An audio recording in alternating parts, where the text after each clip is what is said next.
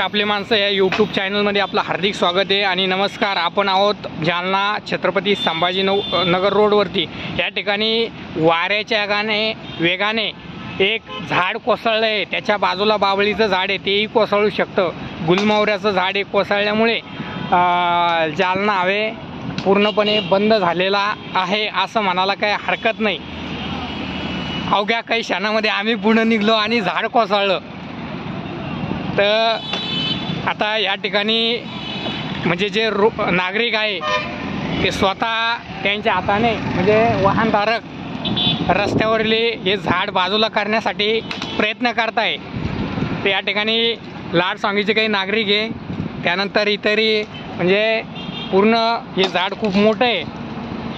तर याला कमीत कमी अर्धा पाऊण तास सहज लागणार आहे.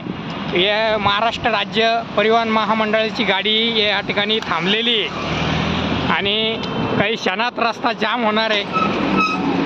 आता सर्व नागरिक शर्थीचे प्रयत्न करत आहे आणि हे झाड काड्या तोडल्यामुळे इथले नागरिक आता निघालेले रस्त्याने म्हणजे पुढे निघत आहे.